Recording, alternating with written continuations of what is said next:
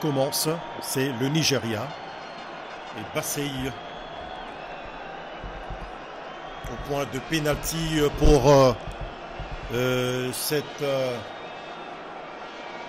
pour ce premier tir et devant un jeune, Timothy Fayulu, il faut le rappeler, qui a réussi son baptême du feu. En juin dernier, lors de la trêve internationale à Orléans, pour la deuxième victoire de la série de la RDC face à Madagascar 3-1. Timothy Fayulu face à Bassey, c'est dans le décor. C'est dans le décor, on croise le doigt. On croise le doigt, parce qu'avec l'arbitre Jalal, je pense qu'il faudrait que la chance seulement puisse départager.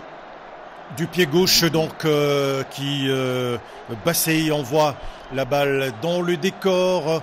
Il avait un peu son corps très en arrière. Hein. Tout à fait. Hein. Et la prise d'élan n'était pas à même de lui permettre d'effectuer un bon tir. Et là, ce sera un droitier ou un gaucher. On va suivre. La position est un peu cachée. C'est Samuel Moutoussamy, un gaucher. Tout à fait. Oui, un gaucher qui avait réussi sa tentative face à l'Égypte. Ça ne rentre pas, il a échoué.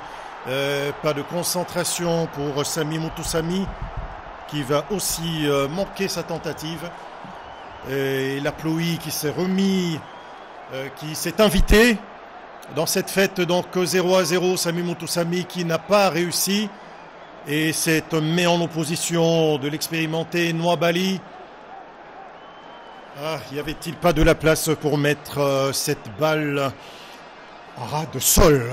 Tout à fait, il fallait jouer à ras de gazon et sûrement avec un boulet des canaux, il pouvait bien tromper les portiers. Maintenant, c'est au tour de Timothy Fayulu. Devant Simon Moses. Devant Simon Moses, un droitier. Et Timothy Fayulu qui met sa main en opposition pour le deuxième raté nigérian.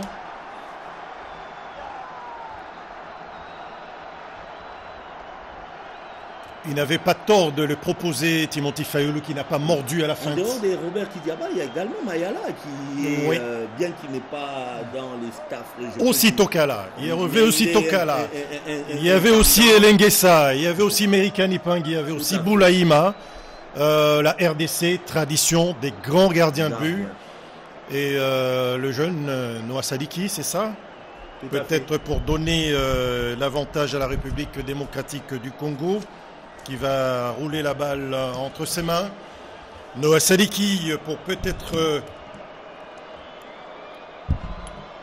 l'ouverture pour transformer son tir et permettre à la RDC de faire la course devant.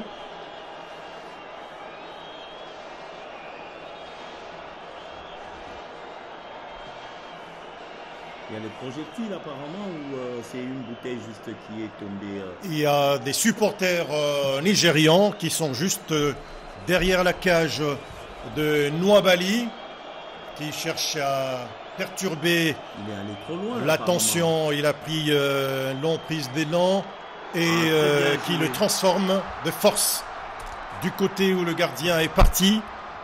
Mais pas de chance pour Nwabali. Parce que le jeune qui a suivi, c'est ce que je dis, du côté où le gardien est parti. Il est fort, c'est Nwabali, hein, il est fort. Malgré qu'il est battu, mais on sent qu'il a été du bon côté.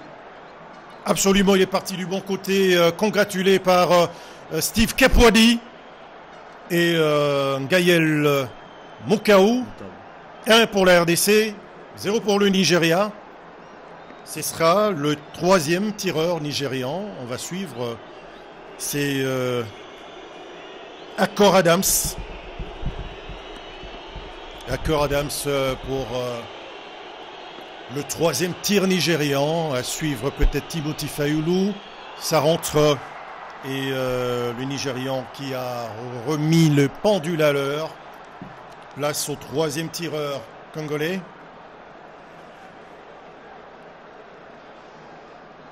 Peut-être une réaction tardive hein, de Timothy Fayulu. Ou encore, bon, il a mis pratiquement à la Palenka. Hein. À la Palenka et puis sous la barre.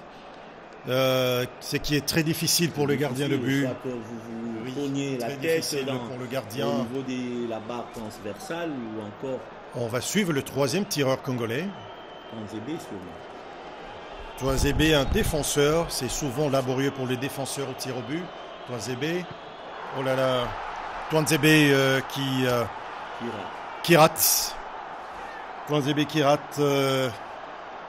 Qui n'a pas choisi le bon côté. Cédric Bakambu qui s'étonne. Bon, enfin, c'est une soirée très très compliquée et cette pluie qui a peut-être compliqué. Il faut dire que ce n'était pas trop bien tiré, sincèrement. Ce n'était pas trop bien tiré. Est-ce qu'il y a eu la séance à l'entraînement? On commence à se poser la question.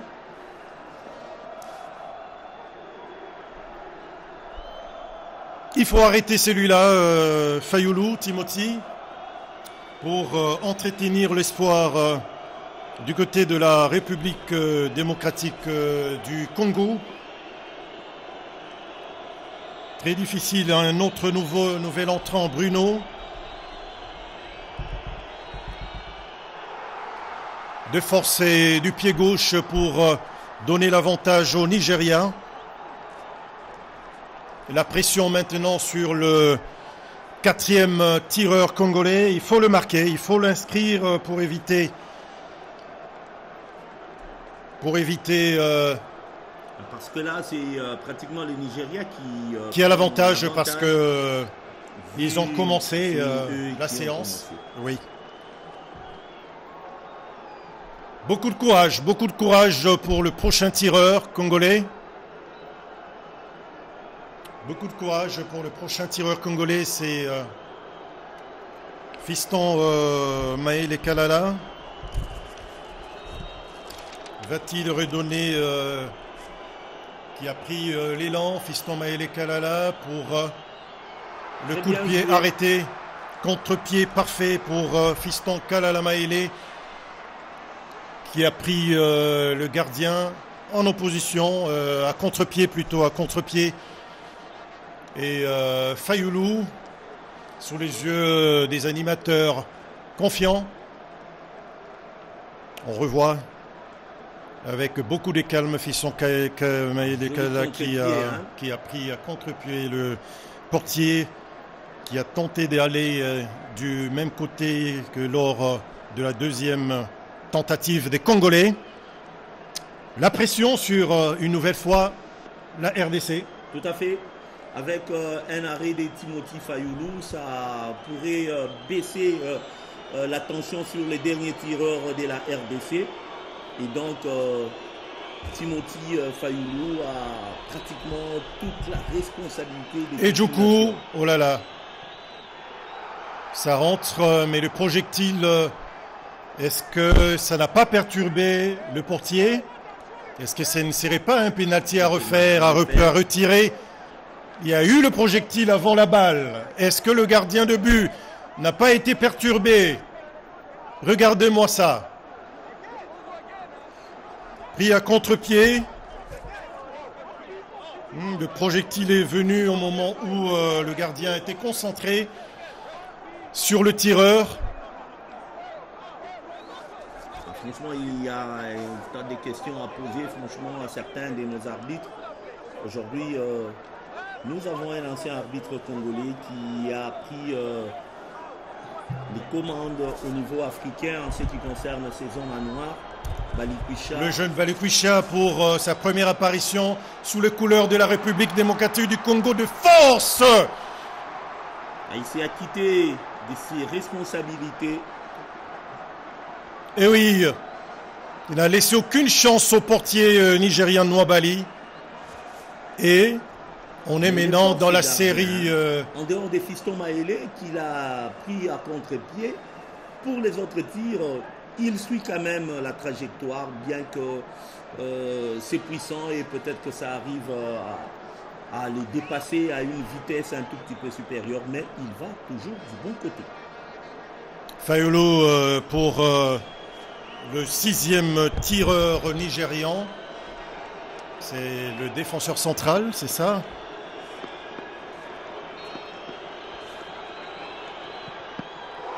Et Timothy Fayulu qui est parti du bon côté. Et là, c'est la RDC qui a l'avantage.